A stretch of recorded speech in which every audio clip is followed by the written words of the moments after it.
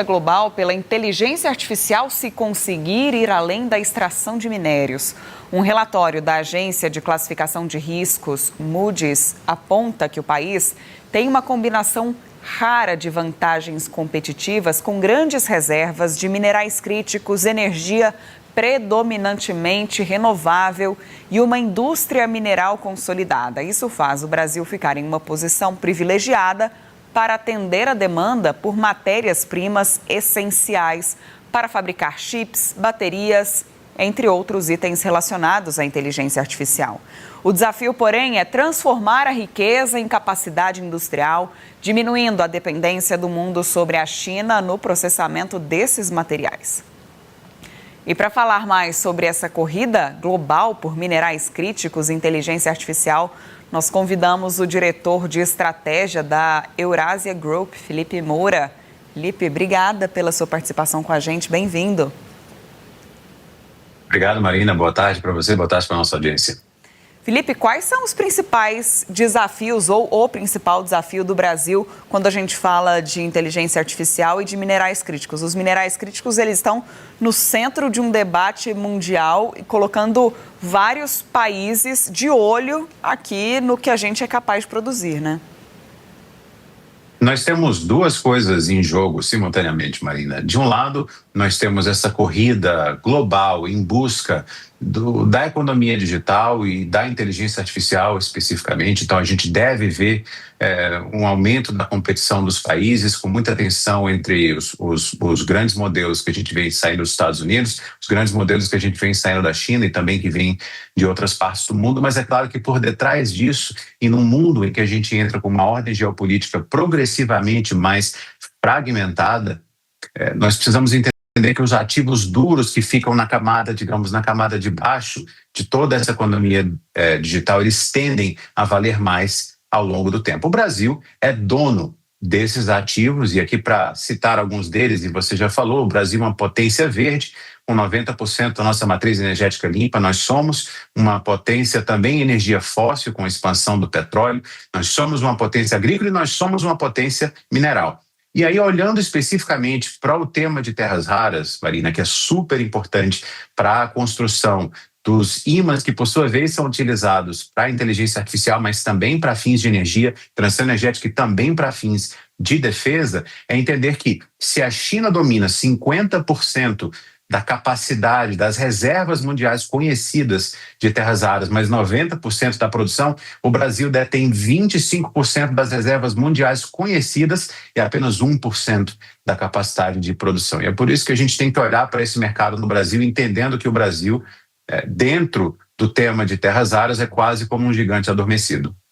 Agora, Felipe, a gente falava agora há pouco sobre as pautas que estão em tramitação lá no Congresso Nacional e entre as discussões que ficaram pendentes nesse primeiro semestre, a gente tem o Marco Legal das Terras Raras, que implementa, né, a Política Nacional de Minerais Críticos, e também o Marco Legal da Inteligência Artificial. São duas pautas, duas matérias distintas, mas que acabam interagindo, né? Os assuntos acabam interagindo, sendo um não dependente, mas um ligado ao outro de certa forma. E aí eu te pergunto, o que falta para essas matérias avançarem e o que deve ser prioridade, no seu entendimento, para o parlamento e para o governo, quando a gente fala nas formas de lidar com essas duas questões?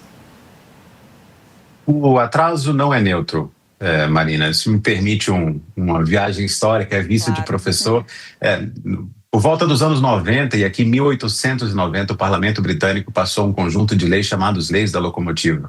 E eles falavam sobre, essencialmente, regulamentar o uso de veículos de autopropulsão, e na frente deles tinha que passar uma pessoa, um transeunte com a bandeira vermelha avisando que vinha um veículo ali por detrás dela. E se isso soa estranho para você, Marina, para a nossa audiência, de fato, olhando mais de 100 anos depois, essa lei parecia não fazer muito sentido.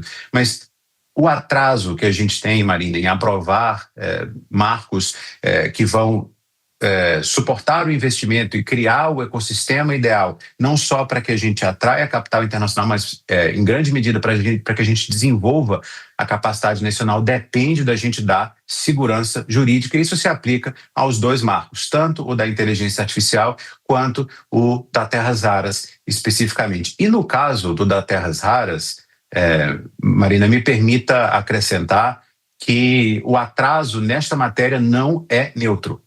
Em ambos os pontos e por razões diferentes existem temas contenciosos, mas especificamente no caso do de terras raras, um tempo é um ativo para o Brasil. Repare que na minha primeira intervenção eu comentei que o Brasil possui 25% das reservas conhecidas do mundo.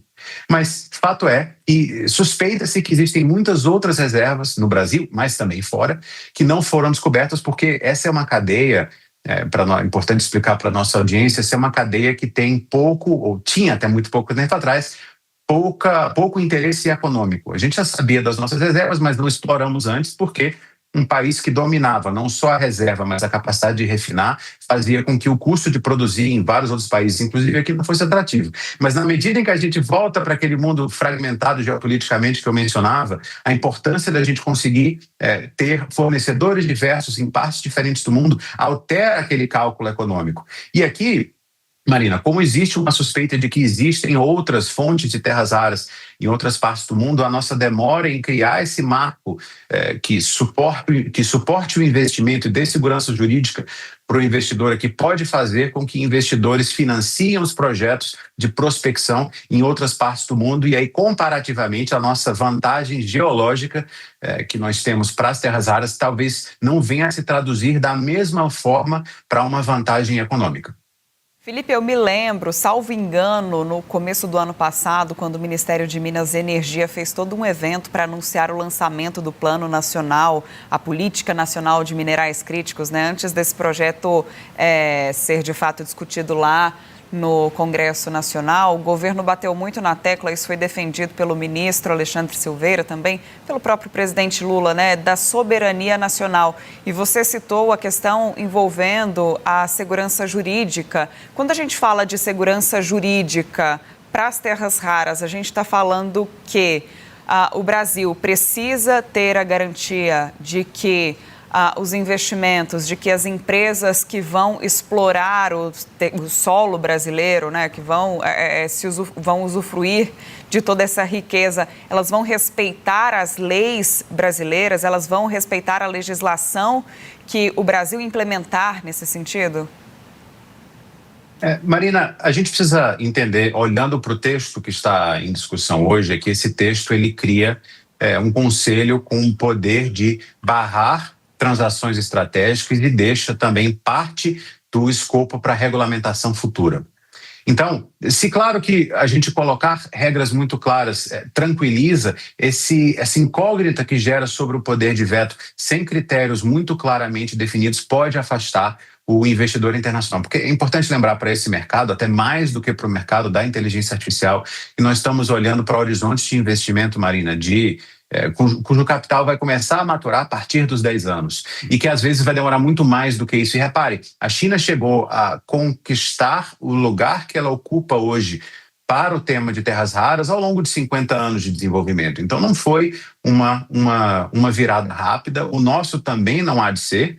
E quando a gente fala então de segurança jurídica, a previsibilidade das regras é muito importante, mas entender que essa é uma cadeia e sem a mudança das variáveis que afetam a cadeia de valor, né, de beneficiamento, que é onde está o grande gargalo internacional, tanto que o resto do mundo depende da China, bom, nós também, né, mas que o mundo e nós dependemos da China, o grande gargalo está menos na nossa capacidade de extrair, muito mais na capacidade de beneficiar. Então, a segurança jurídica nesse sentido, e por isso a preocupação das mineradoras daqui de fora, de garantir um marco que vá permitir essa visão de longo prazo para o investidor.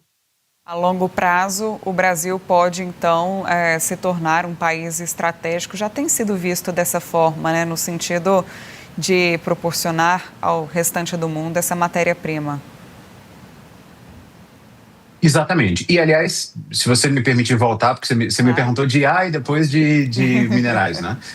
Nós temos, esses nossos ativos também são muito valiosos para a era da inteligência artificial. A inteligência artificial ela é grande consumidora de energia, a energia precisa ser barata e em grande medida renovável. A gente possui a maior concentração de água potável praticamente do planeta. Nós temos excelentes talentos, excelente mão de obra aqui que também são muito importantes para a IA, mas nenhuma dessas coisas isoladamente vai permitir que a gente consiga se tornar um país chave no futuro da inteligência artificial. Nós temos grandes startups aqui, nós temos, assim como nós temos o único laboratório. Essa é uma curiosidade interessante, Marina. A gente tem o único laboratório de beneficiamento de terras raras de todo o hemisfério sul e a gente também tem, isso fica lá em Minas Gerais, e no Goiás a gente tem o melhor centro de pesquisa e desenvolvimento de inteligência artificial, ambos aqui no Brasil, mas, de novo, só a gente ter o P&D, só a gente ter essas vantagens não necessariamente vai se traduzir